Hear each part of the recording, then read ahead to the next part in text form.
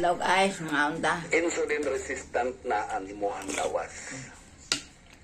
Kung dili na mo talaga insulin ang imuhang lawas, Kalbasa, sobra albati, nakataas kamunggay, ang imong insulin.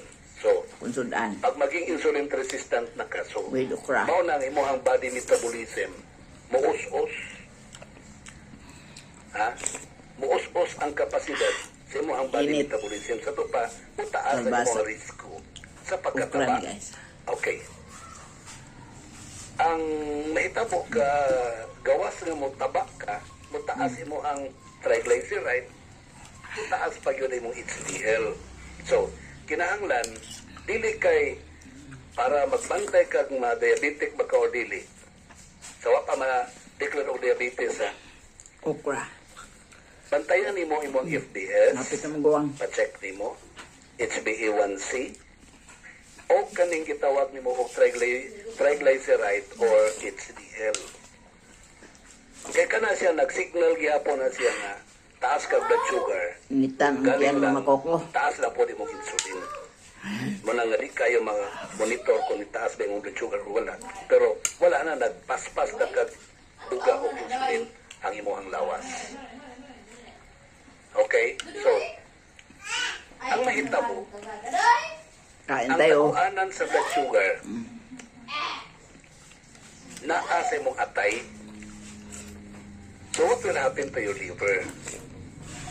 Maging fatty liver ang imuhang atay. Organic gulay. Ang uban yun ay nagkaon ko kag karne, taba ka mo na ibalot nagtaba ang imuhang atay mo na, well, that is true. Pero ang pinaka-true yun ana, Sudan sa pobre. taas imong blood sugar.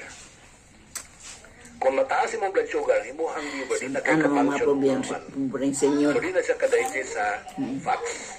Ang body metabolism ni mo muhinay. Muhinay na. Okay? So na yung mga pangutanan ko. Kanang liver cirrhosis or liver inflammation or inflammatory or something like inflamed liver, I'm sorry.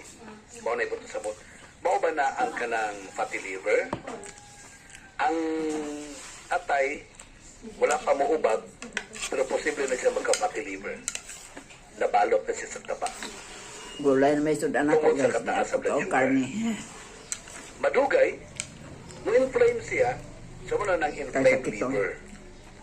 Madugay pa yun, manata siya, o grabe na yung paghubag, so makulog siya gitawag o liver cirrhosis. Blessing manis din So, ako. mo nang Ang makakita. gulay.